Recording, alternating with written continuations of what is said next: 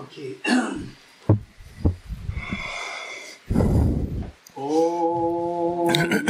Dharma hetu brava hetum deshan tathagato yavadat deshan jayo nirodha evam vadi mahasamanaye swaha. Om ye dharma hetu pravava hetum deshan tathagato yavadat deshan jayo nirodha evam vadi mahashamanaye swaha.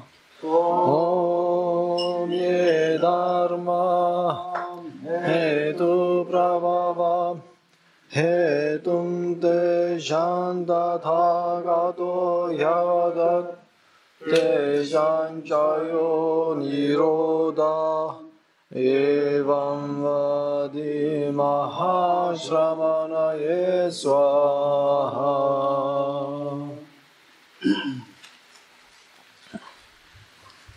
Okay, so up to this point, Donc après ce point, on a couvert déjà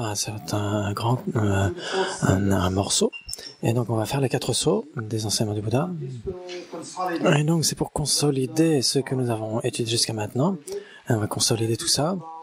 Et donc, avec les prières du matin, on parle des 3 points fondamentaux, le renoncement, ensuite Bodhisattva, et puis la sagesse de la vacuité, et puis la concentration en un point. Et donc pour cela, donc, bien sûr, j'ai expliqué brièvement pourquoi ces 4 points sont nécessaires pour chacun d'entre nous, quelles que soient les pratiques que vous fassiez par rapport au Dharma, quelle que soit la traduction Sakya, Kagyu, Nyingma, Gelug, ça n'a aucun intérêt, ça n'a aucune importance, pardon. Et donc, ces 4 points de la pratique, vous pouvez, grâce à ces, vous pouvez toujours faire vos pratiques dans le Theravada, dans le bouddhisme tibétain, etc. Vous pouvez faire n'importe quelle pratique. Le point ici, c'est que tant que vous avez ces 4 points intacts, ça va. Pourquoi avons-nous besoin de ces 4 points? C'est pas, ces 4 points ne sont pas quelque chose des qualités intrinsèques ou des pratiques intrinsèques qui sont nécessaires. Ce n'est pas du tout le point ici, c'est que de voir que l'intrépidité, le nirvana et le bonheur infini, l'éveil. Donc pour obtenir ces 2, nous avons besoin de ces 4 points. Le premier, ce que nous avons vu jusqu'à maintenant, tous les problèmes, c'est prendre la racine dans l'ignorance. Toutes les souillures mentales, si vous les enlevez, quoi que vous fassiez, une fois que vous avez éliminé les souillures mentales, vous avez l'intrépidité et puis le bonheur infini. Et donc, comment se débarrasser de ces souillures mentales? Il faut l'apprendre, comme on l'a vu ce matin. Les souillures mentales, d'une manière ou d'une autre, elles sont liées à l'ignorance, le voile affectif, comme on l'a dit. Et ensuite, il y a le voile cognitif, qui sont les empreintes subtiles du voile affectif. Et donc, ce sont les empreintes à la saisie d'une existence intrinsèque. Et donc, ces 2 ensemble, l'ignorance et les empreintes subtiles, on a besoin, pour s'en débarrasser, de la lumière de la sagesse. Et donc, cette lumière doit avoir 2 caractéristiques. Elle doit être très brillante. Et le deuxième, elle doit être extrêmement stable. La brillance de cette lumière, c'est pour l'aspect aiguisé, c'est comment dire, le fait que notre sagesse, notre intelligence soit aiguisée. Et ensuite, La stabilité, c'est dû à la concentration d'un point. La puissance mentale de la concentration d'un point. Vous pouvez maintenir l'objet focalisé sans distraction, sans torpeur ou léthargie. Et donc ça, ce sont ces deux choses importantes nous avons en tant qu'outils principaux, la sagesse analytique et la concentration d'un point. Toutes les parties, toutes les voies enseignées par le Bouddha peuvent être classifiées en deux. L'une, ce sont les facteurs qui libèrent, et ensuite les facteurs qui mûrissent. Les facteurs qui libèrent, c'est ce qui nous libère véritablement de la souffrance. Et donc cette partie, c'est la sagesse. C'est la sagesse qui nous libère, et les autres pratiques, c'est ce qui permet de mûrir. Ce sont les facteurs qui mûrissent, et donc qui permettent de faire mûrir, et qui permettent de nous amener vers les voies libératrices. Et donc la sagesse de la vacuité, c'est ce qui permet de nous libérer. Et tout le reste, la générosité, la patience, l'effort enthousiaste, la compassion, ce sont les facteurs qui mûrissent. Avec cela,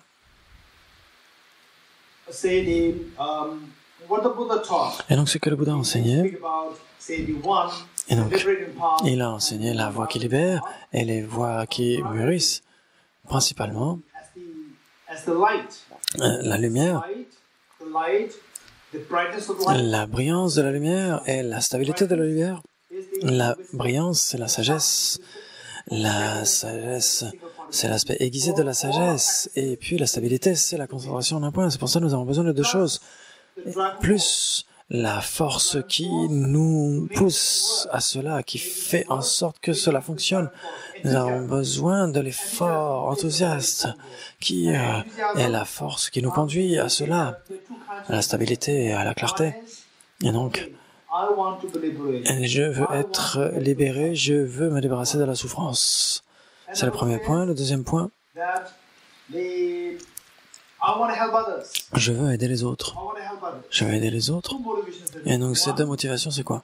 C'est on veut être dirigé vers notre propre intérêt personnel et ensuite s'orienter vers le sort de tous les autres.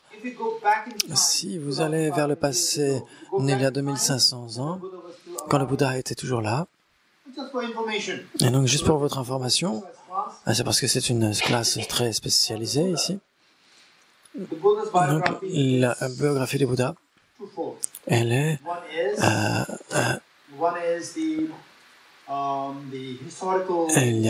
il y a d'abord l'aspect biographique et ensuite il y a l'aspect unique de la biographie. La biographie historique, c'est comment le Bouddha était un être ordinaire, le prince Siddhartha était un être ordinaire, et de cela, après avoir 6 ans de mortification, il a atteint l'éveil. Donc ça, c'est la biographie historique, ce n'est pas la véritable biographie. La biographie qui est non commune, qui est unique, et donc qui est uniquement comprise par les pratiquants mahayanistes. Les autres, les pratiquants du Theravada vont accepter la biographie historique. Et donc, on devrait connaître les deux types de biographies.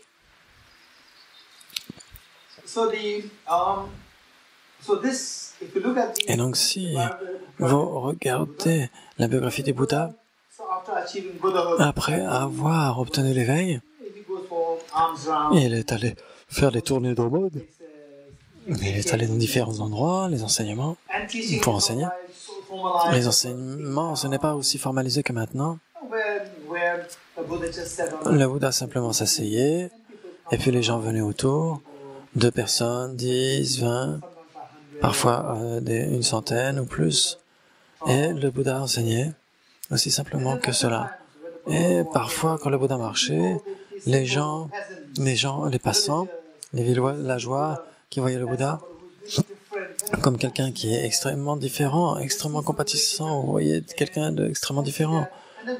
Et quand il l'approchait, Et il lui demandait, vénérable, vous apparaissez tellement sage, tellement compatissant, veuillez m'enseigner comment me débarrasser de tel ou tel problème. Et donc c'est comment le Bouddha rencontrait les gens, et de temps en temps, 30 ou 40 personnes, une fois ou deux, le Bouddha, les gens disaient, mon village tout entier a un problème, et vous, le Bouddha, vous paraissez tellement sage, aidez-nous à solutionner le problème. Et donc dites-moi, ma question à vous,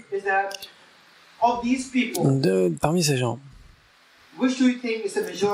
qui était la majorité qui approchait le Bouddha, qui avaient leurs problèmes personnels, ou ceux qui venaient voir le Bouddha pour régler les problèmes de la communauté?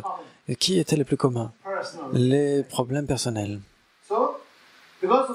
Et donc, parce que le Bouddha, les enseignements du Bouddha, en deux groupes, des groupes qui étaient destinés pour la libération personnelle et d'autres qui étaient des enseignements destinés à des groupes plus vastes, pour les Mahayanistes, les aspirants du Mahayana, et d'autres pour des problèmes personnels. Et donc les enseignements destinés aux intérêts personnels, c'est le Pratimokshayana, ou les enseignements de libération individuelle, et les enseignements destinés à des groupes plus larges, c'est ceux qui avaient de l'intérêt pour les enseignements mahayanistes. Et donc, ce sont deux divisions. De ces deux, ceux qui demandaient des conseils pour des problèmes personnels, ils étaient très nombreux, beaucoup plus nombreux que ceux qui voulaient résoudre les problèmes de la communauté. C'est pourquoi maintenant nous voyons que les enseignements du Bouddha, qui sont divisés en deux, ceux qui sont destinés plutôt pour la libération individuelle, qu'on trouve plutôt dans la tradition pali, dans la langue pali, et les enseignements mahayanistes plutôt dans la tradition sanskrite. Et de ces deux, qui sont restés depuis le Bouddha sans aucune perte, ce sont les enseignements en pali. Jusqu'à maintenant, et donc c'est ce qu'on appelle les enseignements du Theravada, les pratiques du Theravada ou les enseignements du Theravada. Et puis ceux qui étaient plutôt destinés pour un auditoire beaucoup plus vaste, pour une communauté, et non, parce que ceux qui étaient beaucoup plus restreints en nombre, à un certain point, ça disparaissait de ce monde. Et au second siècle, Arya Nagarjuna a ravivé ces enseignements. Parce ces enseignements étaient détenus par des êtres qui étaient non humains, les Nagas.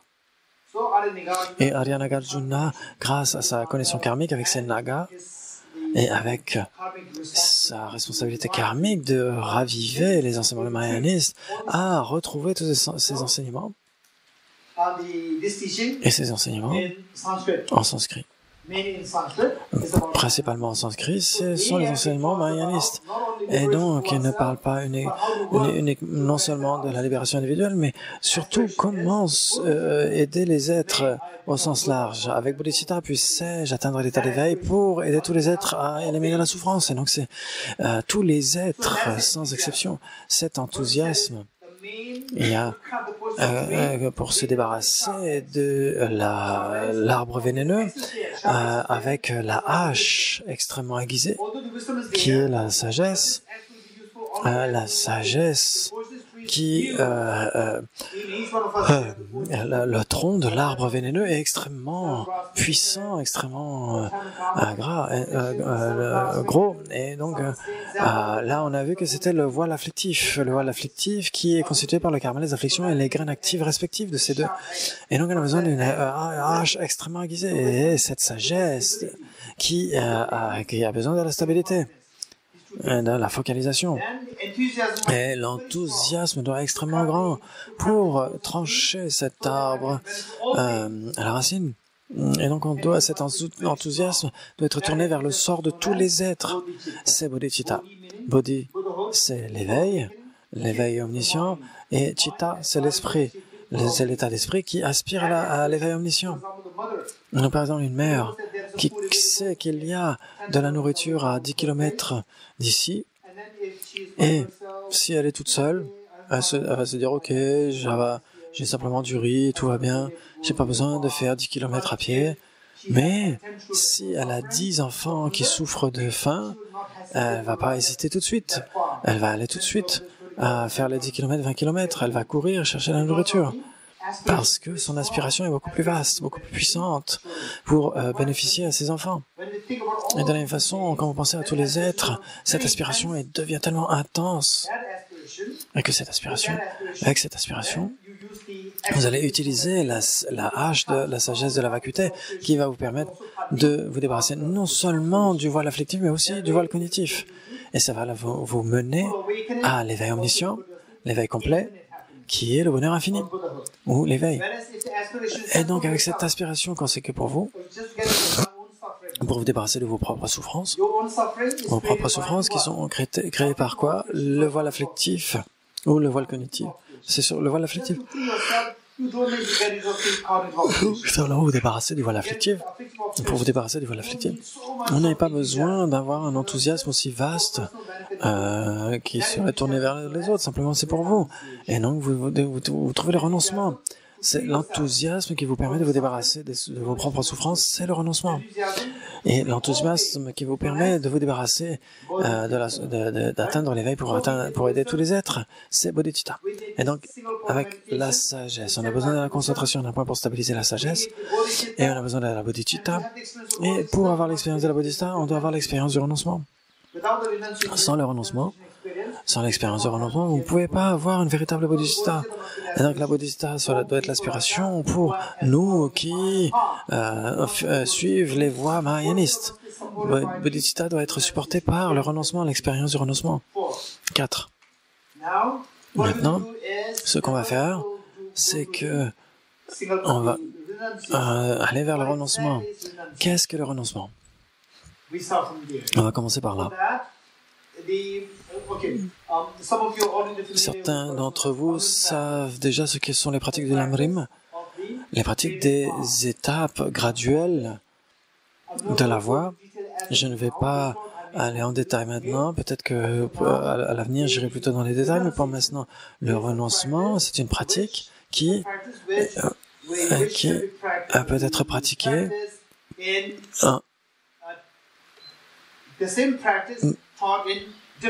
de manière différente, qui va être enseignée de manière différente. Et donc avec les pratiques de l'Amrim, et dans ce livre, vous verrez les 3 aspects principaux de la voie, c'est aussi le renoncement, ça commence avec le renoncement, et en particulier ces 3 aspects principaux de la voie, Tsongkhapa à expliquer de manière tellement magnifique comment développer le renoncement. Et tous ces enseignements, les Lamrim avec les 3 aspects principaux de la voie, et de Foundation, le précieux ornement de la libération de Gampopa, et puis le chemin de la grande perfection de Patrul Rinpoche. Et donc ça, c'est fondé sur les 4 sceaux. Et donc si vous avez ces 4 sceaux, c'est quelque chose de commun aux enseignements du Theravada, le bouddhisme tibétain, le bouddhisme chinois, toutes les traditions bouddhistes ont comme fondation ces 4 sceaux. Et dans les enseignements sur le Theravada, nous ne vont pas parler de 3 sceaux, mais de 4 sceaux, mais de 3 sceaux. Dans le Theravada, ils vont parler de 3 sceaux. Et dans le Mahayana, on va parler de 4 sceaux. En fait, c'est similaire. Dans le Mahayana, le 4e a été ajouté, c'est le résultat. L'état résultant, ce qui a été ajouté. Exemple, ça donne 4. Mais sinon, ce que expliquent les enseignements du Theravada, c'est exactement la même chose que dans le Mahayana. Il n'y a pas de différence du tout. Et donc, on explique ce que sont ces 3 sceaux. Il y a différents philosophes qui vont expliquer de manière différente. Mais nous, on peut voir les différentes les nuances d'explication.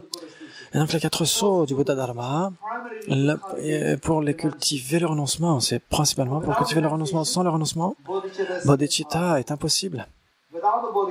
Sans le bodhicitta, la sagesse de la vacuité n'aura aucune force. Sans la sagesse de la vacuité qui aura de la force, il sera impossible de trancher le voile afflictif et le voile cognitif. Si le voile afflictif et le voile cognitif ne sont pas tranchés, impossible d'obtenir l'intrépidité et le bonheur infini.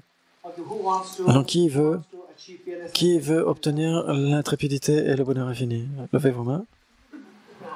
Ok. Si vous voulez. Donc la première question c'est qui veut avoir le bonheur infini et l'intrépidité? Levez votre main. Ma deuxième question, qui sérieusement, qui est plutôt sérieux par rapport à cette aspiration? Qui est très sérieux? Tout le monde est très sérieux. Oui, comment je peux obtenir cette intrépidité? Je la veux. Quand je dis sérieux, c'est quand vous voulez vraiment obtenir l'intrépidité, vous avez des choses à faire. Si vous voulez avoir le bonheur infini, vous avez des choses à faire. Si vous voulez expérimenter des mangues, vous devez planter le noyau d'une mangue. Si vous voulez des fraises, vous n'allez pas planter des pépins de pommes, vous allez planter des pépins de fraises. Si vous voulez le bonheur, vous devez planter les causes du bonheur fini. Si vous voulez l'intrépidité, vous devez planter les causes de l'intrépidité. Et donc, si vous ne plantez pas les causes tout en espérant obtenir l'effet, ça ne viendra jamais. Et donc, ensuite, comment est-ce que je peux avoir le bonheur infini? Comment est-ce que je peux avoir l'intrépidité? C'est le minimum pour être sérieux par rapport à ces questions. Et donc, on a parlé des 4 sceaux, mais avant, on doit parler de renoncement. Qu'est-ce qu'on parle? Qu'est-ce qu'on entend par le renoncement? Il y a 2 connotations. La première, c'est que techniquement, ensuite, il y a une compréhension assez basique. Et donc, on va commencer par la compréhension assez basique. Donc, quel est le sens du renoncement? Rapidement. Qui Thomas? Pratiquer pour les existences à venir, vouloir faire quelque chose pour nos vies à venir.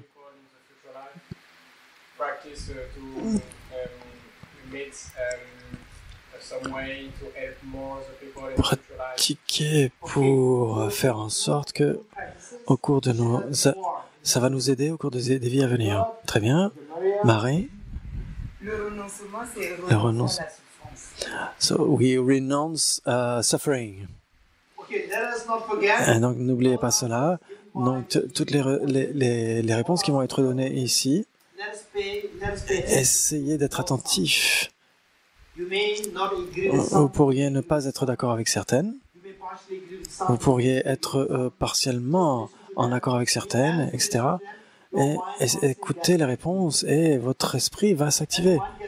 Votre esprit va s'activer et vous allez penser, vous allez réfléchir, vous allez raffiner votre analyse. Cela va vous aider à aiguiser votre pensée. Notre job ici, c'est d'avoir la sagesse, la hache de la sagesse. Et il faut qu'elle soit tellement raffinée que ce soit fait grâce à notre analyse. N'attendez pas à ce que ce soit un gourou qui vous transmette sa réalisation de la vacuité. La sagesse de la vacuité doit être acquise au travers de votre propre raisonnement. Et votre raisonnement doit être extrêmement aigu. Par exemple, vous avez dans ma main, chacun d'entre vous, quand vous avez 10 ans, vous avez une main tellement agile, vous pouviez prendre des aiguilles, par exemple. Hein. Et après, quand on a une main de 50 ans, c'est pas la même chose. C'est presque impossible. Et donc, quand j'avais 7 ans, 8 ans, 9 ans, mon père faisait en sorte, il cousait, et donc il ne pouvait pas mettre le fil dans le trou de l'aiguille, donc il me donnait, et moi très rapidement je mettais le fil dans le trou de l'aiguille, et lui il se disait mais comment est-ce que je peux le faire si vite? Et donc, il me disait, mais moi, j'arrive même pas à avoir le trou de l'aiguille. Comment tu peux faire si rapidement? Et maintenant que j'ai 50 ans, je ne peux pas non plus voir le trou de l'aiguille, le chat de l'aiguille. Et donc, pour vraiment, véritablement voir la vacuité, cela demande un esprit tellement aiguisé, le même esprit aiguisé que quand on est 10, 12 ans, cet même esprit aigu. Et donc, la sagesse, l'œil de la sagesse doit être aussi aigu pour percevoir la vacuité. Et on peut aiguiser, qu'on soit 40, qu'on ait 40, 50, 60, 70 ans, on peut toujours aiguiser notre esprit avec le processus de l'analyse, en écoutant les autres, et en y réfléchissant, en analysant. Et donc, si on se dit, est-ce que c'est correct, est-ce que c'est partiellement correct, est-ce que c'est plutôt erroné, etc. Et donc, ça nous permet de raffiner, d'aiguiser notre esprit. Donc, écoutez ce que disent les autres. Donc, Marie, qu'est-ce que tu disais? Je disais que renoncer à la souffrance, il y a toute souffrance, même la plus minime qu'il soit. So it's the wish to escape any kind of suffering and the very least until the very least suffering. Okay. So what is renunciation? Et donc quel est le renoncement? Marie a dit, donc c'est renoncer à la souffrance jusqu'à même la plus petite, la moindre des souffrances. Et Charles? Le renoncement, c'est de renoncer au plaisir samsarique, qui est source de l'illusion et de souffrance. To renunciate the samsaric pleasures which are source of illusion and de l'illusion and suffering. Okay, renounce the samsaric pleasures. Et donc renoncer aux plaisirs samsariques qui sont source de l'illusion et de la souffrance. Qui d'autre? To renounce. De renoncer à chercher le bonheur Habit of looking à l'extérieur. Très bien. Strong wish to get free from suffering and the cause of suffering. C'est l'aspiration très forte de sortir de la souffrance et les causes de la souffrance. Très bien. Qui d'autre? Yes, oh. Et donc, Aude?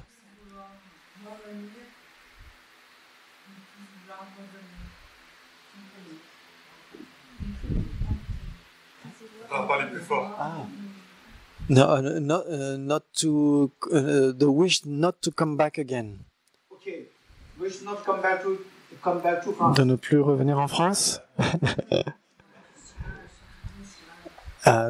In that kind of life that we have. Okay, then it's a life that we have is good, right? Mais la vie que nous avons, elle est bien, non? The life that we have is good. Discussion. On a de bonnes discussions, on a des enseignements. C'est très bien, non? De pratiquer la compassion, non? Ça va pas? Okay, anyway, so what is saying that kind of life Et donc, means is the kind of miserable life that we go through. donc c'est de se débarrasser de toutes les souffrances que nous éprouvons, Come back. de ne pas revenir dans ces états. Qui d'autre? Last chance. Dernière chance? Huh? To renounce that. Renoncer à l'attachement. Très bien. Anybody else? Qui d'autre? Okay, there are so many versions. Et donc il y a tellement de versions du renoncement. Okay. In a loose sense. Et donc d'une manière grossière, What I would say is that ce que je voudrais dire, c'est que tout ce que vous avez dit, c'est correct. Tout ce que vous avez dit, c'est correct. But I'd like to share with you Mais j'aimerais partager avec vous deux versions du renoncement. L'une, I would say superficial. ce serait une version superficielle What is more conventional. qui serait beaucoup plus généralement comprise, conventionnellement comprise comme étant le renoncement. Et la deuxième, c'est une réponse extrêmement technique de ce qu'est le renoncement. Technique et précise, une compréhension extrêmement précise du renoncement. Cette compréhension précise du renoncement, on la comprend que lorsque on a été introduit au concept de la vacuité. Et donc souvent, les gens viennent avec le sentiment que le renoncement signifie renoncer au bonheur. Ça, il y a beaucoup de gens qui comprennent cela comme ça, renoncer au bonheur. Et à cause de cela, les gens ont une compréhension naïve Ok, le bouddhisme, c'est le renoncement, c'est se nier soi-même, se dénier, se renier soi-même. Et donc, quand quelqu'un va dans le bouddhisme, d'autres gens, vos amis, vont hésiter à vous contacter. Oh, maintenant il est dans le bouddhisme. Vous ne pouvez pas venir aux fêtes. Vous ne pouvez plus venir dans une bonne voiture. Vous ne pouvez plus. Est-ce que vous êtes autorisé ou pas? C'est tellement étrange. C'est tellement une compréhension tellement naïve du bouddhisme. Et puis d'autres personnes se comportent comme ça. Oh, moi je suis dans le bouddhisme. Et donc je me présente bien. Je suis dans le bouddhisme. Avant, j'étais très présentable. Maintenant, j'ai des vêtements extrêmement peu chers, extrêmement. Avant, je présentais bien. Maintenant, je ne prends plus soin de moi. Je me laisse aller. Je ne prends même plus de bain. Le bouddhisme, c'est ça. C'est une compréhension totalement naïve. C'est de la naïveté totale. C'est une compréhension totalement erronée de ce qu'est le bouddhisme. C'est une incompréhension. C'est naïve, une compréhension naïve. L'année dernière, on a organisé une conférence sur la science et le bouddhisme et la physique quantique en Assam, en Inde, dans le nord de l'Inde, dans une université. Et on a invité de nombreux étudiants universitaires et après la conférence, beaucoup d'étudiants, ils ont eu un feedback, un débriefing. Certains ont dit l'impression qu'on avait du bouddhisme. Le bouddhisme, c'est une religion super sympa, super cool, très tendre, très passive, très tendre. Et après cette conférence, on était tellement fascinés que le bouddhisme parle de la physique quantique. Et le bouddhisme adore parler de ces parallèles entre la physique quantique et la philosophie bouddhiste. Et la bouddhiste psychologie avec les neurosciences. Et c'est quelque chose qu'on n'arrivait pas à comprendre, c'est incroyable. Et donc c'est ce que beaucoup de gens ont une nouvelle impression de ce que pouvait être le bouddhisme. L'enseignement du Bouddha, ce n'est pas du tout de la façon dont les gens le comprennent de manière naïve. En symbolisant, ils disent le bouddhisme c'est une négation de soi-même.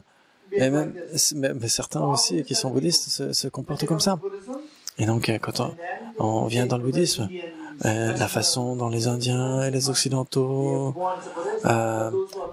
ceux qui sont nés dans une famille bouddhiste, à la rigueur ça va, mais ceux qui sont nés dans une famille non bouddhiste, au début, ils restent avec des vêtements présentables, etc. Une personne très présentable.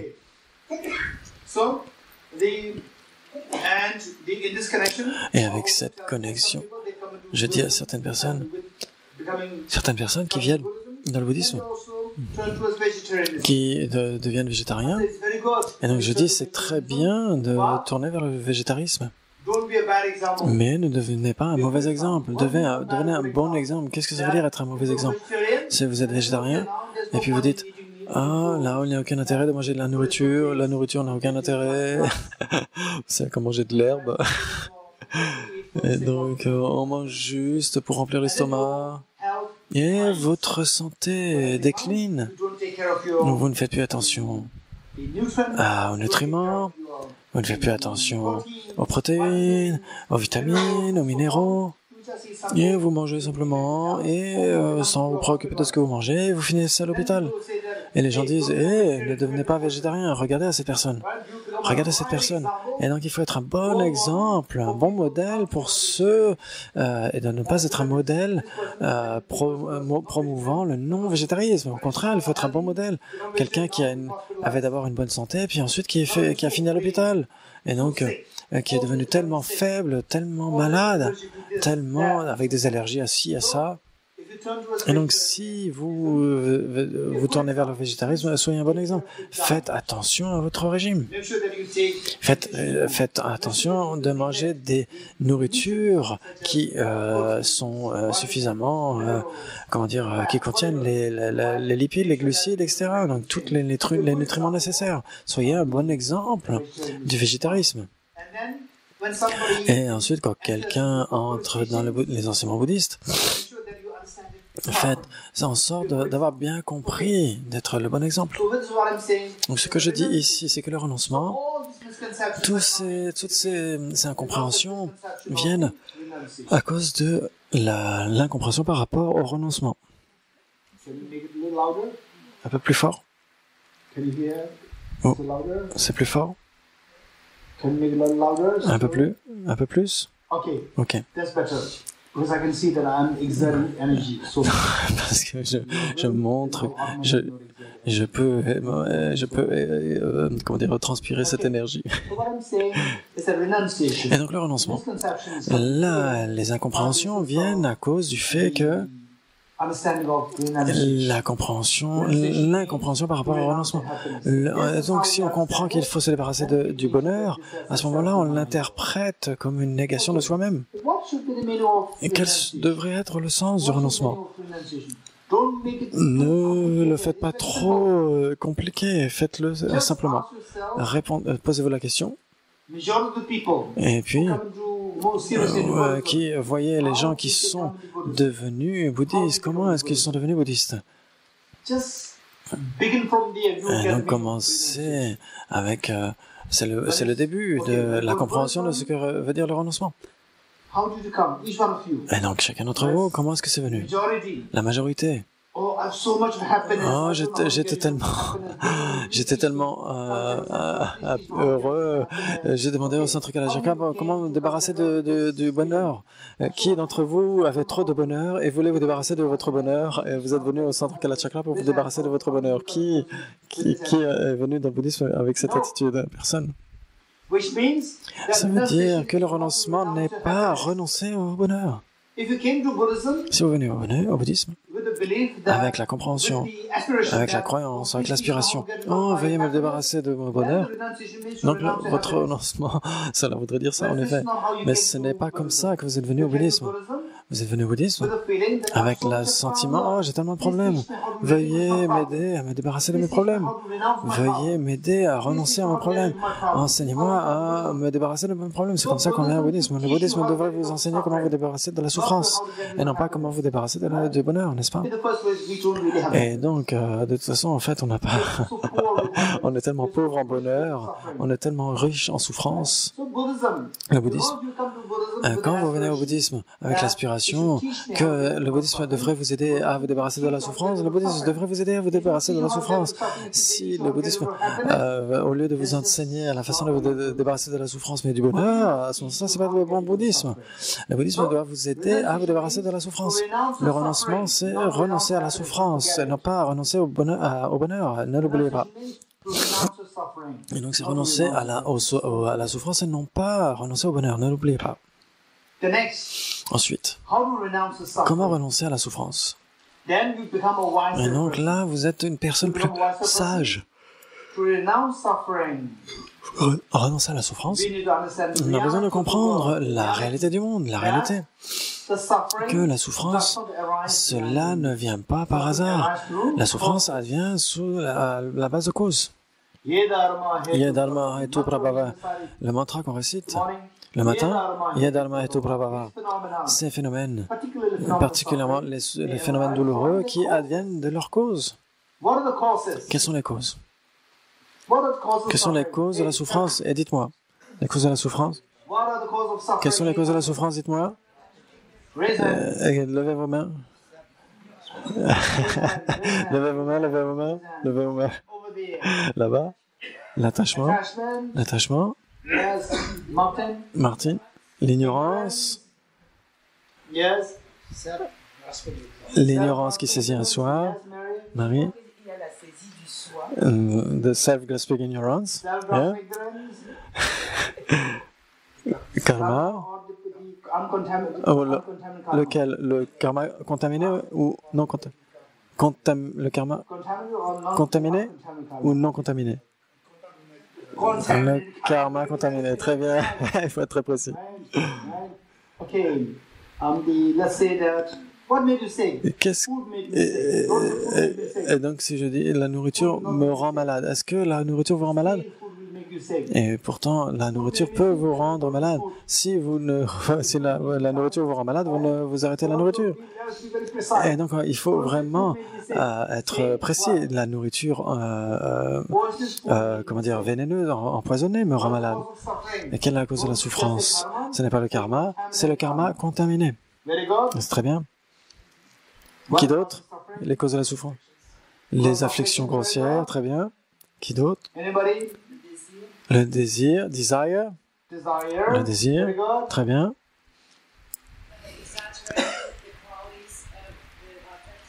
Okay. Exagérer les qualités des objets, très bien.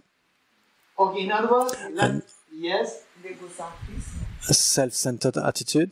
Self-centered attitude. Okay. Ok, très bien.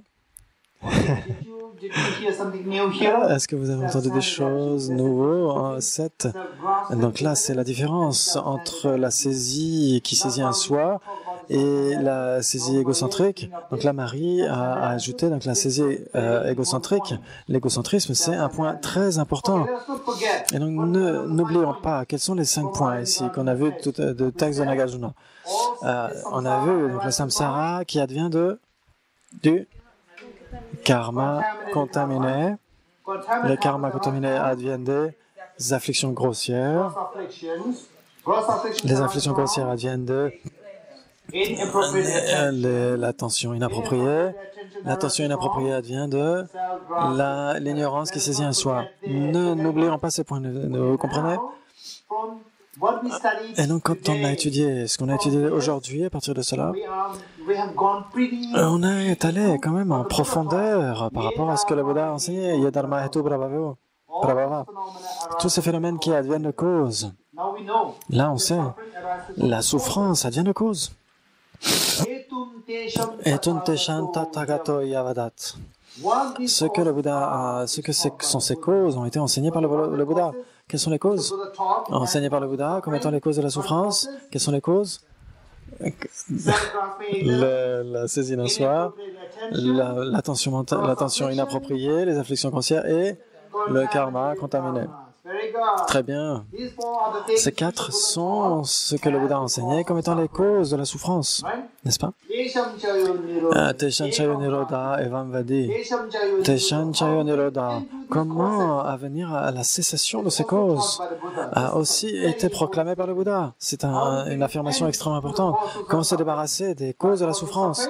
Les causes de la souffrance sont les 4 choses: le karma contaminé, les afflictions grossières, l'attention inappropriée et la saisie, l'ignorance qui saisit un soi. Maintenant, ici, ce mantra dit Teshan chayo nirodha, venir à la cessation de ces causes. Evam vadi mahashamane swaha a été enseigné, ça a été enseigné par le grand saint. Et donc, qu'est-ce que le Bouddha a fait? Qu'a-t-il enseigné? Qu'est-ce qu'il a enseigné? Pour se débarrasser de ses souffrances, se débarrasser des karmas contaminés, il faut se débarrasser des afflictions grossières.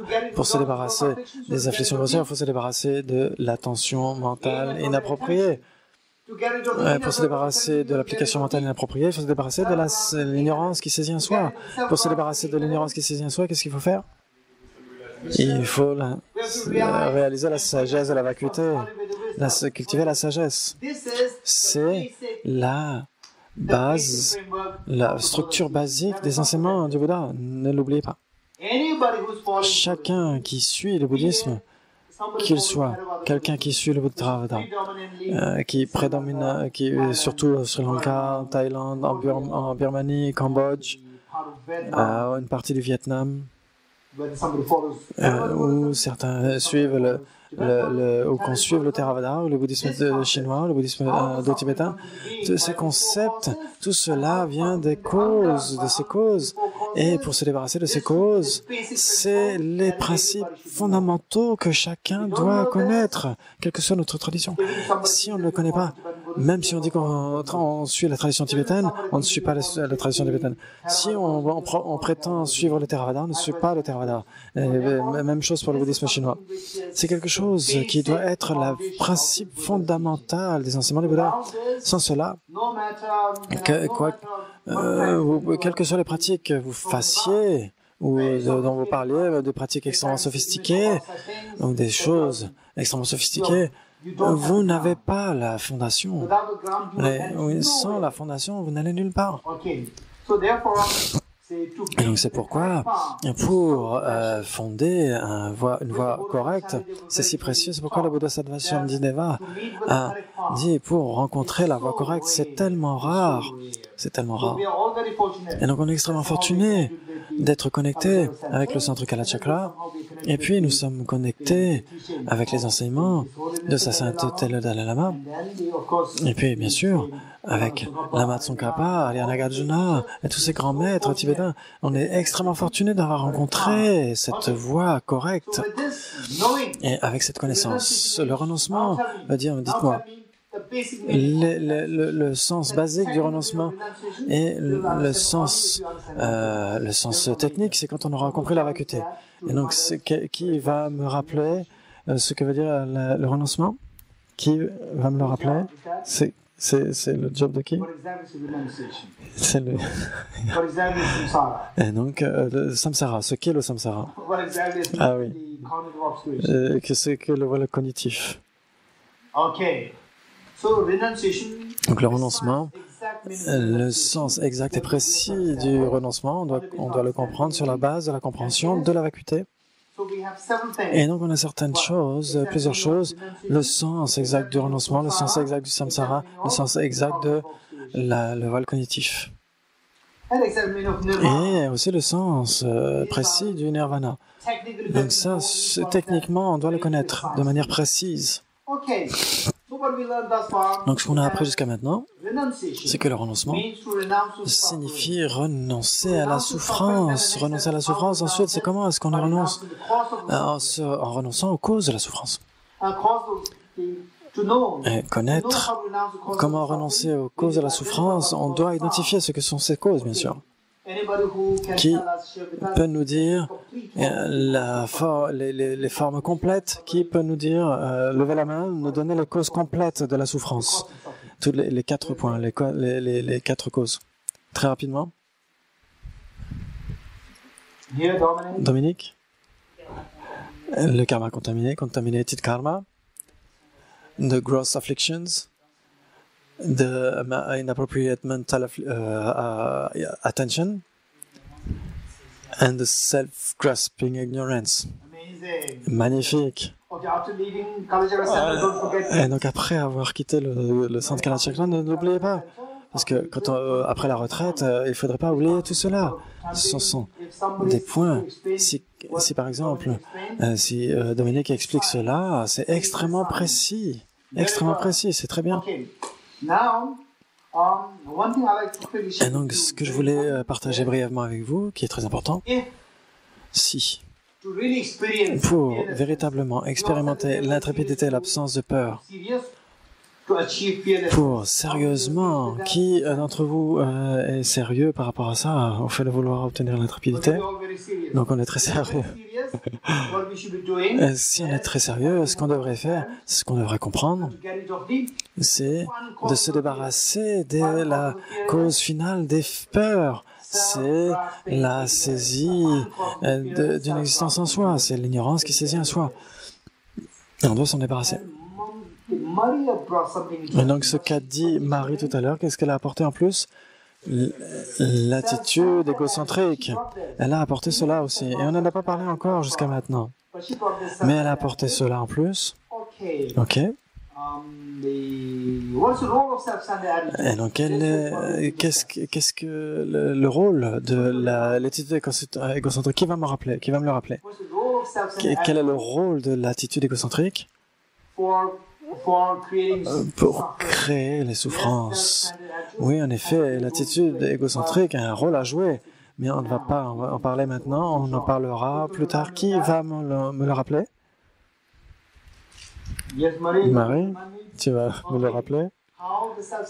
Comment l'attitude égocentrique joue un rôle dans la génération de la souffrance? Et donc, il y a l'ignorance qui saisit un soi et la saisie égocentrique qui vont venir main dans la main pour créer les afflictions grossières et le karma contaminé, les afflictions. Et donc, ça va venir main dans la main. Jusqu'à maintenant, on a parlé de l'ignorance qui saisit un soi. On n'a pas encore parlé de la saisie égocentrique. Et donc, vous comprenez? Et donc, Marie va me le rappeler quand on va parler de bodhicitta. Dans la saisie égocentrique, il y a il y a le moi qui est très important. Donc, il y a des choses que j'aime, il y a des choses que j'aime pas, il y a des choses que je suis neutre complètement, mais comme vous avez dit la dernière fois, par exemple, quand il faut monter dans une voiture, tout le monde a envie de monter et tout, mais moi, il faut que je monte la première et tout ça, donc c'est moi, il ne faut pas que je reste par terre. Donc, c'est moi qui est très important, les autres, on verra beaucoup plus tard. So in that case of the self-centered attitude, the sense of me is very strong, and because of that, I like this, I dislike that, and when we want to climb in a nice car, I want to be the first, and the others are secondary. So in this case. Okay, good. Oui, très bien. Donc Maria, rappelle-moi plus tard comment précisément l'égocentrisme joue un rôle avec la saisie du soi et comment cela génère les afflictions grossières, le karma contaminé. Et donc Marie, tu me le rappelleras? Tu seras, il faut un assistant à Marie pour me souvenir de ça, me rappeler de ça. Qui? Tashila? Tashila, tu as déjà une responsabilité, non? Tu n'as pas de responsabilité déjà? Ok. Donc Tashila sera l'assistant de Marie. Donc votre job, c'est de me rappeler. Quelle est la question?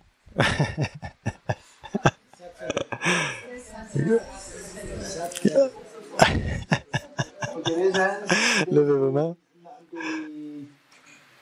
Amina. Amina,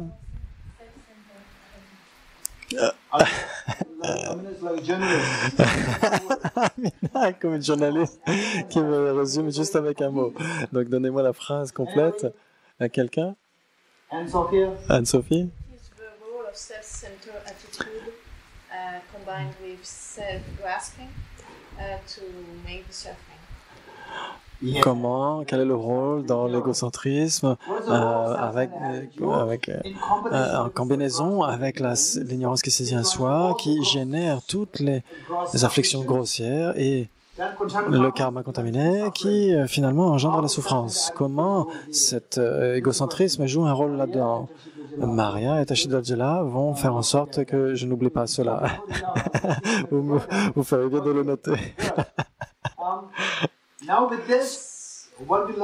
Et donc, ce qu'on a vu jusqu'à maintenant, donc pour se débarrasser de la souffrance, pour renoncer à la souffrance, le renoncement, pour renoncer à la souffrance, le renoncement, c'est renoncer à la souffrance. Ensuite, c'est comment je peux renoncer à la souffrance? La souffrance? Très bien. Je vais vous donner une anecdote et on va s'arrêter là. Donc je vais vous donner une anecdote, un indice, et vous allez me donner un conseil. Donc je vais chercher votre conseil. Le conseil que je recherche de votre part, vous allez d'abord m'écouter. Et je vis à Delhi. Combien d'entre vous le savent? Je vis à Delhi. En vrai, c'est vrai. Et j'habite au 3e étage. Et ça, c'est vrai aussi, j'habite au 3e étage. Ne l'oubliez pas. Je vous donne des indices. Et au mois de mai, juin, juillet, il y a un temps extrêmement chaud, il faisait très chaud, 40 degrés, jusqu'à 47 degrés. Et j'habite au 3e.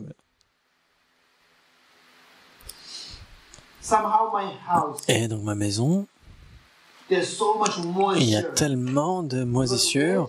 À cause de cela, j'ai des problèmes. Là, ce n'est pas une vraie histoire, c'est juste j'invente. J'ai un problème d'asthme. À cause de ces moisissures dans la maison au 3e étage, j'ai des problèmes d'asthme. Et donc ces problèmes sont sérieux et je ne veux pas ces problèmes d'asthme. Et donc quel conseil allez-vous me donner? Levez vos mains. Je ne veux pas l'asthme. Et il y a un docteur qui est là. Ne me donne pas la réponse tout de suite, le docteur. Tu viendras parler après. Je veux des conseils. Je ne veux pas l'asthme. Qu'est-ce que je dois faire? Déménager. Move. To move on. Change the house. Changer la maison. Très bien. Écoutez les conseils qui me sont donnés. Donc d'abord déménager, ensuite je vais. Qui me donnait de l'asthme. I will try to find the origin of the moisture that gives me asthma. Très bien, très bien.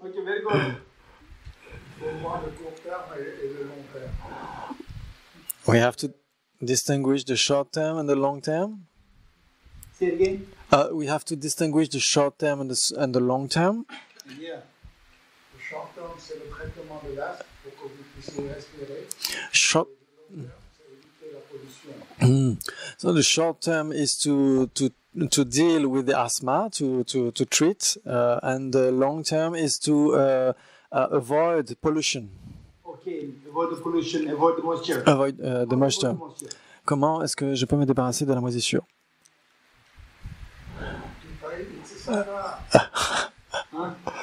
Comment?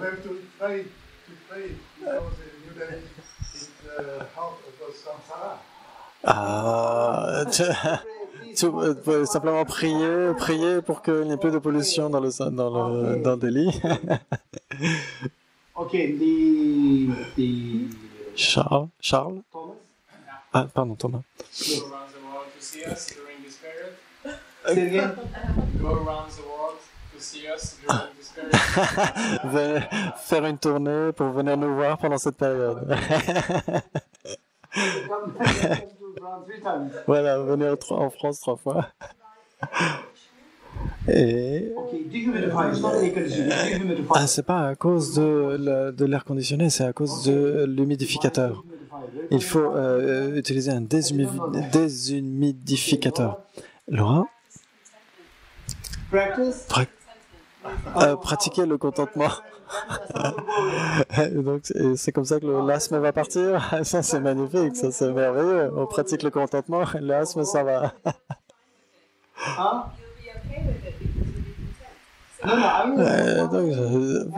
L'asthme, comme je vous l'ai dit, je vous dis qu'il faut être réaliste. L'asthme peut vous tuer. Et votre vie est extrêmement précieuse. Le Bouddha a dit votre vie est extrêmement précieuse. Le Bouddha est extrêmement réaliste. Le Bouddha ne vous a pas dit, ok, simplement c'est une vie de l'esprit. Je suis très affamé, c'est pas grave, je vais mourir, c'est pas grave. Non, votre vie est très précieuse. Ne dites pas, oh, le contentement, c'est pas grave, pas d'hôpital. Sa sainteté Dalai Lama est très pratique. Si vous dites, si vous demandez à sa sainteté, veuillez prier pour moi, parce que je suis Dalai Lama va dire, ne va pas vous dire, oh, ok, je vais faire des prières. Il va vous dire d'aller à l'hôpital. Il est très pratique. Le Bouddha est très pratique. Et soyez très pratique, très pragmatique. Les enseignements du Bouddha sont extrêmement réalistes par nature. Et votre vie est extrêmement précieuse, et si précieuse, ne l'oubliez pas. Et donc, un autre conseil. Tashila va me donner le conseil, la meilleure des réponses. Donc, qui d'autre? Qui d'autre? Pas de l'année dernière. Voilà, prenez des médicaments. Et vous avez un hôpital, vous avez l'hôpital. À Delhi? Peut-être en Inde, c'est le meilleur. C'est le IMS. Il est juste à côté, vous allez à l'hôpital. Ok. Yes. Through the walls of the house? Huh? Through the walls of the house? Through the wall. Traiter les murs, l'isolation dans la maison, par exemple quelque chose d'imperméable, voilà, une peinture imperméable, très bien, qui d'autre? Anybody else? Any more advice? D'autres conseils? Yes. Il faut avoir sa ventoline avec soi. Take your Ventolin with you, your yeah, Okay. your medicine. Okay. Okay, it will relieve me. Et cela va me soulager. Oui, merci beaucoup. C'est super gentil. Any more advice? Qui d'autre? Any advice? No advice. Pas d'autres conseils? Vous n'êtes pas gentil. The other oath? Qui? Aude? No advice? Non, pas de conseil? Okay. Louisa, before you leave. Louisa, avant de partir? No, you don't want to advise me. Non, tu ne veux pas me conseiller? Huh? You said, remember, Already the advice, lots of advice given. Il y a déjà beaucoup de conseils qui ont été donnés, donc je n'ai pas besoin de conseils supplémentaires. Yes, Daniela. you said, remember that I'm living at the third floor. And someone who was talking about the walls, maybe you check the ground floor, the first floor. Okay. Donc vous avez dit que vous viviez au 3e étage. Donc Daniel dit que j'ai donné un indice que j'habite au 3e étage, donc il doit y avoir une raison derrière. Et Tashila, quelle est votre réponse? Like with sick doctor, the temporary solution is to seek the doctor. Then, like the last, the thing is that this suffering comes because of the contaminated climate. Okay, first for temporary. Donc une solution temporaire, donc des mesures immédiates et des mesures sur le long terme. Et donc immédiatement, il faut se faire traiter et sur le long terme, purifier le karma négatif. Ça veut dire que je dois aller voir le médecin et je dois faire des pratiques de purification, très bien. Et donc le conseil du docteur, du médecin, Patrick. The best thing to do is to leave To leave the place. La meilleure chose à faire, c'est de quitter l'endroit parce que c'est impossible d'enlever, because it's quite impossible to get rid of the moisture in that condition. Ok. Donc je devrais partir, c'est très cher de déménager. Et puis j'ai tellement de livres, des livres très lourds, et donc je dois tout déménager.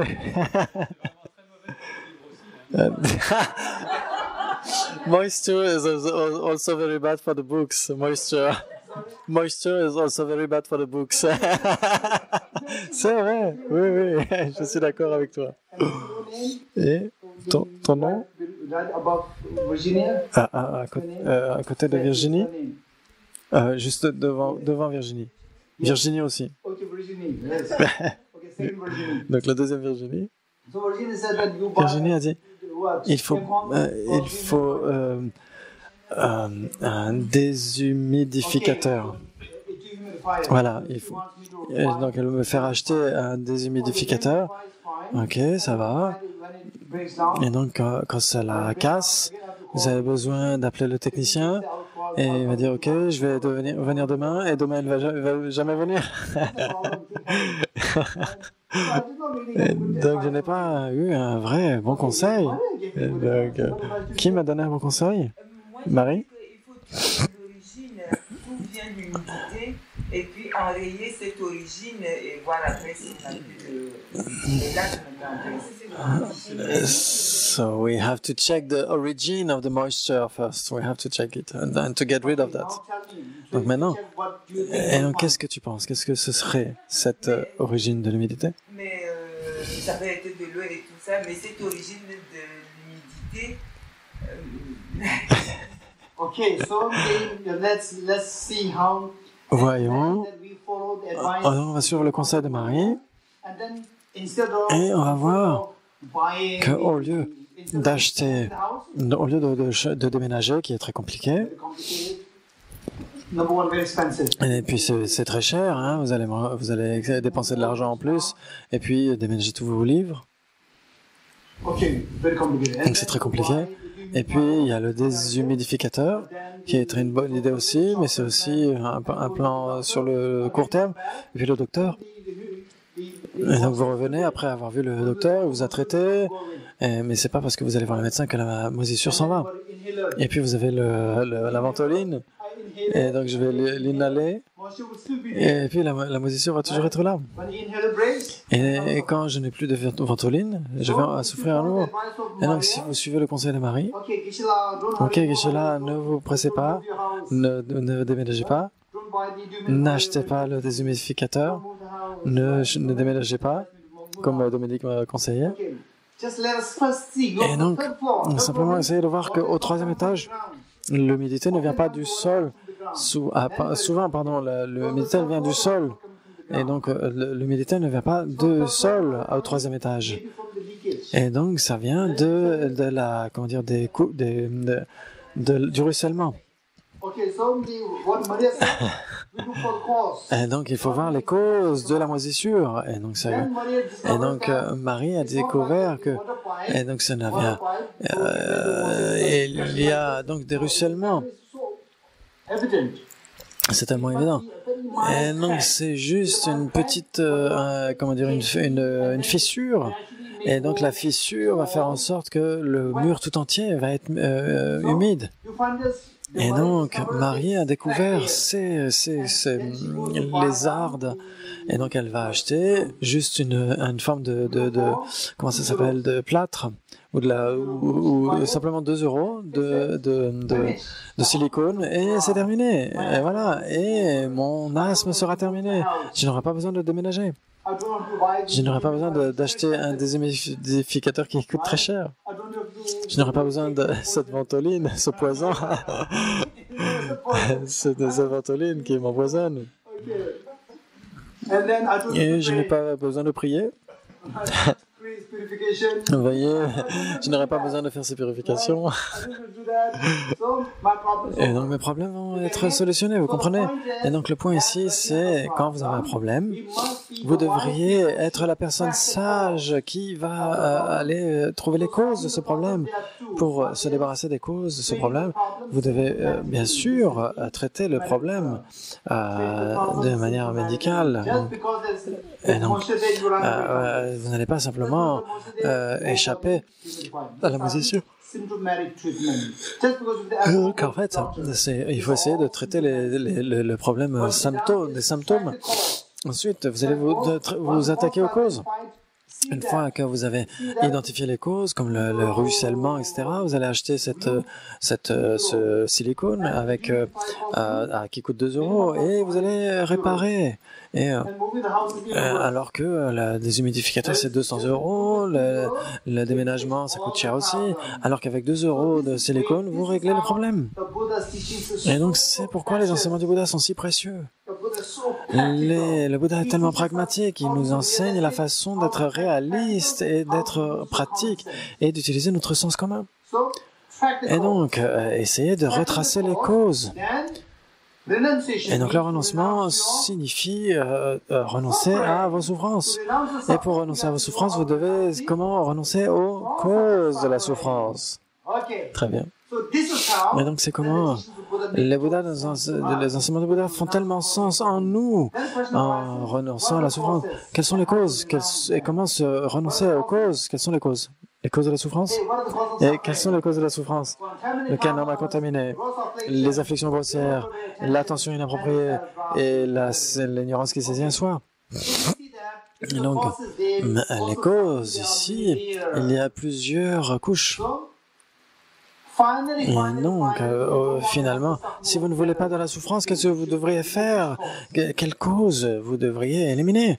La cause finale, c'est l'ignorance qui saisit un soi. Très bien, ok. Maintenant, une chose qui est si importante pour nous, c'est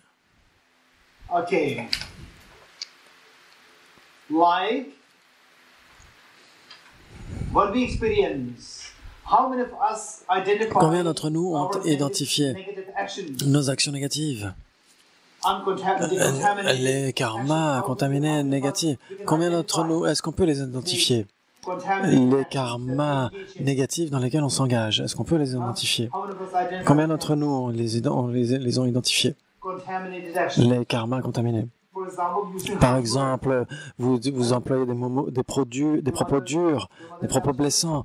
Votre maman vous dit, est-ce que tu veux du thé? Tu dois être fatigué après avoir passé 11 jours de retraite au centre canadien. Et vous dites, ah, quoi? Mais je suis pas fatigué.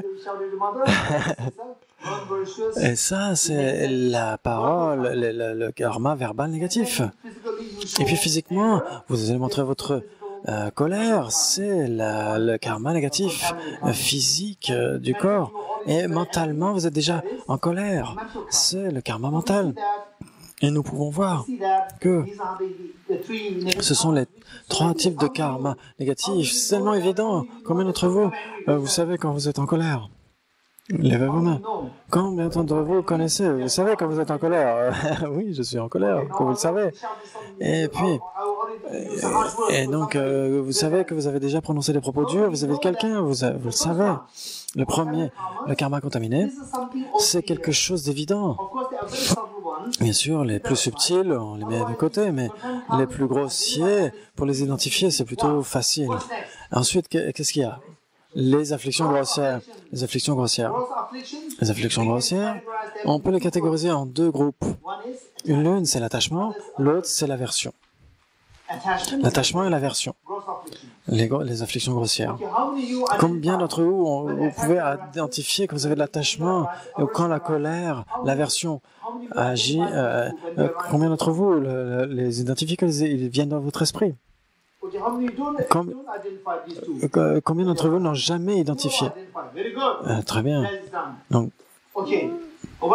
ensuite, qu'est-ce qui vient? L'application mentale inappropriée, l'attention inappropriée, exagérer la qualité de l'objet. Combien d'entre vous ont exagéré? Combien d'entre vous ont mentalement exagéré les qualités d'un objet? Et quand vous l'avez exagéré, vous l'avez identifié ou pas? Et c'est qu'après qu'on l'a identifié, mais sur le moment, non. Par exemple, vous avez acheté une tasse ou des vêtements. Oh, c'est super, cette tasse, je ne peux pas vraiment vivre sans ça. Je ne peux pas vivre sans ça, c'est tellement génial. Et puis, petit et progressivement, vous voyez les défauts. Et on réalise plus tard qu'on avait exagéré les qualités de l'objet. Et c'est par la suite qu'on s'en rend compte. Et donc, c'est pourquoi les relations humaines sont tellement compliquées. Et ça, c'est l'une des plus grandes complications. Vous êtes d'accord avec moi? Les relations humaines, vous rencontrez, vous dites, ah là là, il est super, il est divin, elle est divine. Ah, tout est divin, tout est magnifique. Vous parlez gentiment. Et des deux côtés, vous habillez bien, vous parlez que de choses positives. Et après s'être rencontrés 1 mois, 2 mois, vous commencez à voir les défauts. Et vous dites, ah, cette personne, c'est la pire que j'ai rencontrée dans ma vie. Ah, au début, elle était divine. Ah, au début, c'était magnifique. Ah, elle est divine. Ah, je n'avais jamais une telle personne dans ma vie.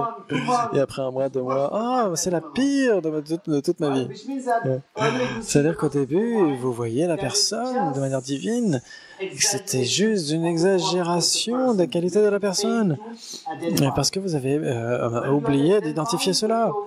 Vous avez manqué d'identifier cela. Et après, quand vous vivez un certain temps avec cette personne, vous commencez à identifier le fait que vous avez exagéré la qualité. Donc ça, c'est un point. Ensuite, qu'est-ce qui vient après? L'ignorance qui saisit. Combien d'entre vous ont identifié la saisie d'une existence inhérente?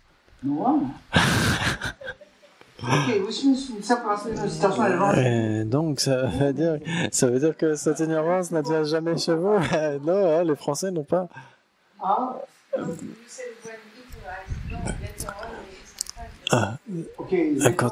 Peut-être que au moment où cela est généré dans notre esprit, est-ce que maintenant vous pouvez déterminer cette ignorance? Elle advient tout le temps. Elle est tout le temps présente. Et c'est le problème de l'ignorance, c'est que de ces causes, le karma contaminé, les afflictions grossières, l'inattention inappropriée, on peut les identifier parce qu'elles sont évidentes, alors que l'ignorance qui saisit un soi, on ne peut pas l'identifier. Jusqu'à ce qu'on ait l'expérience de la vacuité, on ne pourra jamais l'identifier, cette ignorance qui saisit un soi. Sans identifier cela, sans l'identifier, et donc on ne pourra jamais s'en débarrasser. Et sans identifier l'ignorance qui saisit un soi, on ne pourra jamais se débarrasser de cette ignorance. Maintenant, pour identifier l'ignorance qui saisit un soi, il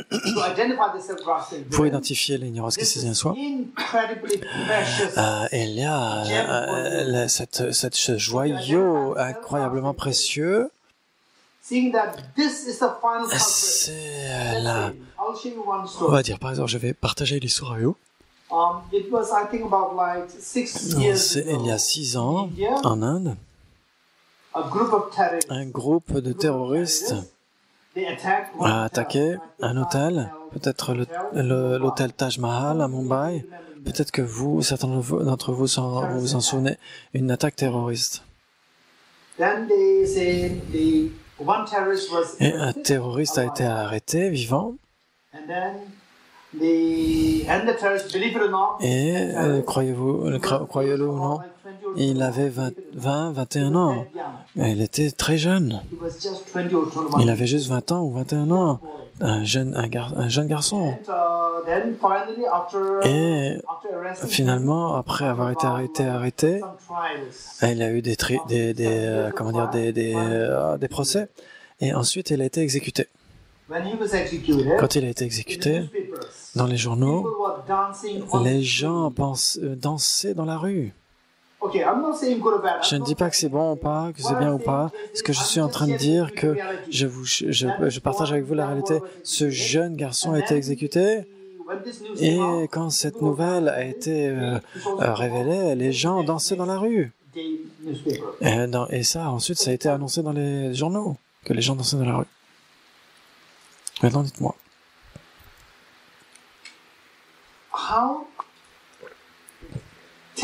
Dites-moi, quelle est votre opinion? Qu'est-ce que ça veut dire pour ce garçon de 20 ans qui a eu un acte de terrorisme?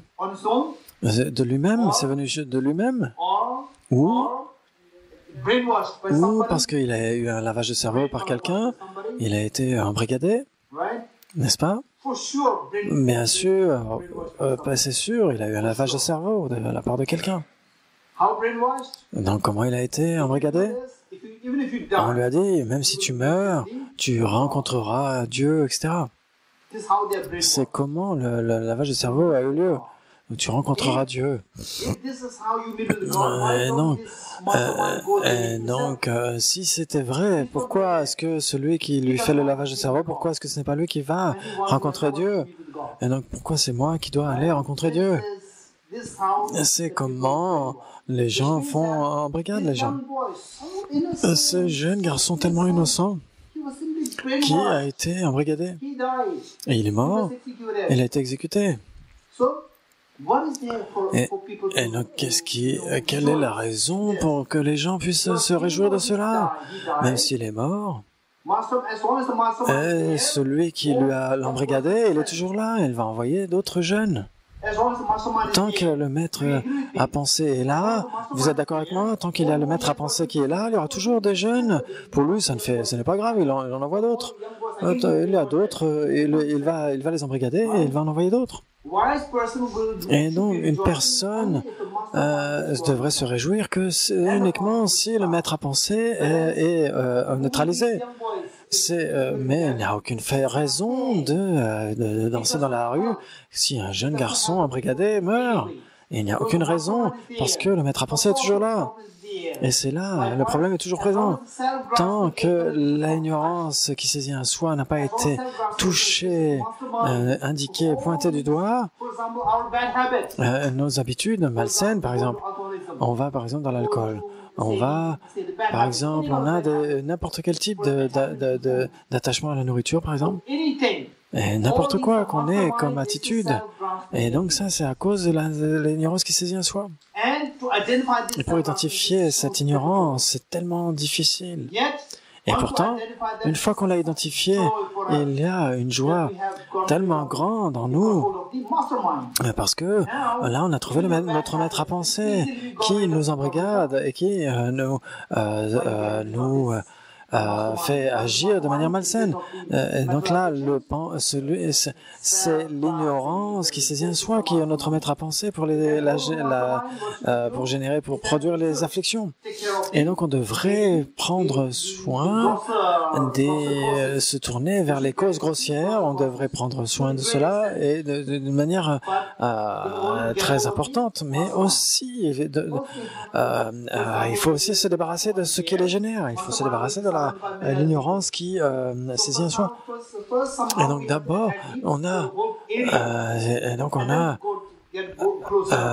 donc en fait, on essaie simplement de réduire notre champ d'investigation jusqu'à d'une façon, on essaie de ratisser large et de revenir à notre donc on va avoir nos activités malsaines, nos karmas contaminés. Ensuite, on va avoir les afflictions grossières. Et donc, le karma contaminé d'abord. Donc là, on a ratissé large. Ensuite, on va aller vers les afflictions grossières. Et ensuite, on va aller vers l'attention inappropriée. Et puis là, on va aller vers le maître à penser, qui est l'ignorance qui saisit un soi. Et donc c'est comme ça qu'on arrive à investiguer de manière de plus en plus raffinée. Et une fois qu'on l'a fait, on pourra se débarrasser facilement de toutes les habitudes malsaines, nocives. Et donc, si on se débarrasse des problèmes, c'est tellement un problème, il faut vraiment s'efforcer, c'est un combat. Alors que si on se débarrasse du maître à penser, celui qui génère les habitudes nocives, il n'y a pas ce n'est pas un combat si acharné. Et donc on se débarrasse de nos pensées négatives. Et donc aujourd'hui j'ai un problème avec ma mère, j'ai un problème. Je serai bon avec mon père, je serai bon avec ma mère, je serai bon avec mes amis. Et même si vos amis vous parlent d'une manière un peu maladroite, vous dites ah tiens mais je vais être bon vis-à-vis de lui. Et donc c'est difficile. Mais si vous vous attaquez à l'ignorance qui saisit en soi, vous n'aurez pas besoin de traverser toutes ces épreuves pour vous débarrasser de vos problèmes, de ces habitudes nocives. Ce sera plus facile. Et donc pour cela, et donc ce qu'on a appris aujourd'hui, c'est que si vous voulez vous débarrasser de toutes ces peurs, si vous voulez renoncer à la souffrance, vous devez savoir comment renoncer aux causes de la souffrance. Vous comprenez? Et donc pour se débarrasser des causes de la souffrance, il faut identifier les causes de la souffrance. Et la cause de la souffrance, pour aller vraiment à la racine, le maître à penser de ces souffrances, c'est l'ignorance qui saisit en soi. Et pour vous attaquer, pour saisir cela, il faut d'abord, il y a un mot anglais, vous essayez de ratisser d'une manière large. Et c'est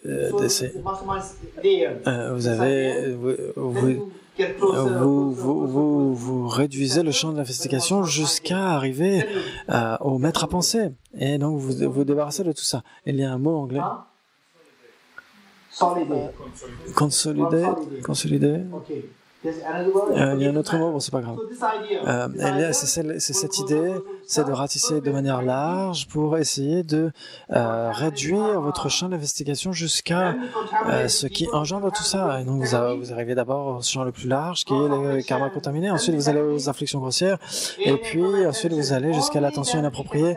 Et ce n'est que quand vous arrivez à l'ignorance qui saisit un soi que vous allez vous attaquer au maître à penser. On s'arrête ici aujourd'hui. Gate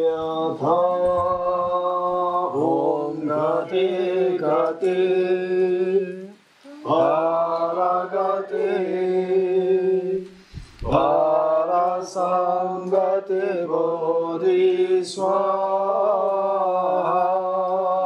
tejata om gate gate bharagate bharasamgate bodhi swaha tejata om gate gate bharagate bharasamgate bodhi swaha.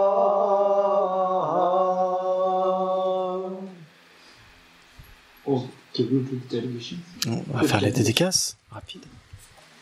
Donc c'est page. English on page 284. Donc 284 en anglais et en français, ça doit être pareil. 284. Aussi. Ok. 284, ok. 284. Merci. Page 284, same. Okay, it's same. Yeah. Same page. Yes. It's amazing. Yeah. Thanks, Nico. He matched. Wow. Okay, page 284. Donc 284. In the land encircled by snow mountains. Donc, dans la terre pure du Tibet, entourée de montagnes enneigées, vous êtes la source de tout bienfait et de toute joie. Ô Tanzangatsu Avalokiteshvara en personne, puissiez-vous demeurer jusqu'à la fin de samsara. Avec la sagesse de l'incité du héros Manjushri, à l'instar de Samantabhadra, afin de m'entraîner à suivre leur exemple, j'ai dédié pleinement toutes ces vertus. I dedicate all these roots of virtue with the dedicated praise as the best for all the Buddhas who appeared in the three times, so that I might perform the noble Bodhisattva's deeds.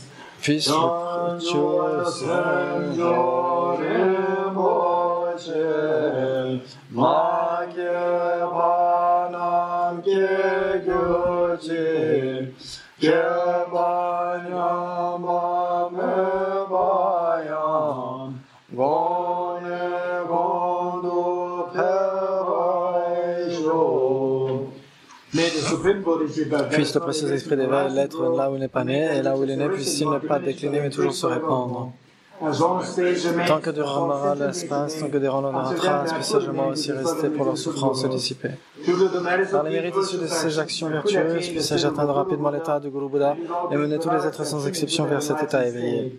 J'ai dédié les mérites ainsi accumulés à la réalisation des activités et des prières de Bouddha, des Bodhisattvas des 3 temps, et au maintien du Dharma, des écritures de réalisation. Puissé-je au cours de toutes mes existences, par la force de ces mérites, n'être jamais séparé des 4 cycles de Mahayana, puissé-je accomplir toutes les étapes de la voie, le renoncement bouddhiste, la vie parfaite et les 2 phases. Avec le souhait de libérer tous les êtres, je prendrai toujours refuge jusqu'au cœur de l'éveil, en le Bouddha, le Dharma et la Sangha, puis inspiré par la sagesse et la compassion, aujourd'hui en la présence du Bouddha, je génère l'esprit d'éveil pour le bien de tous les êtres. Je prends refuge dans les 3 joyaux, je confesse toutes mes négativités individuellement, je me réjouis de toutes les vertus de tous les êtres, je maintiens le précieux esprit d'éveil en mon corps.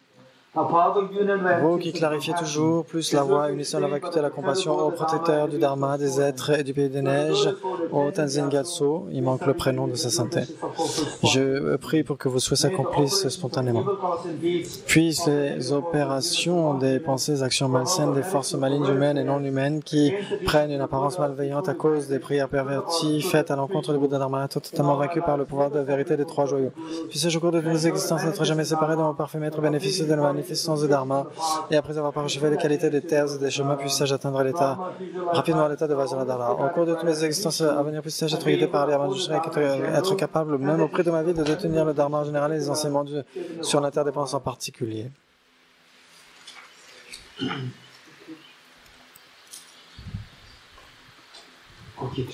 3 prosternations ensemble.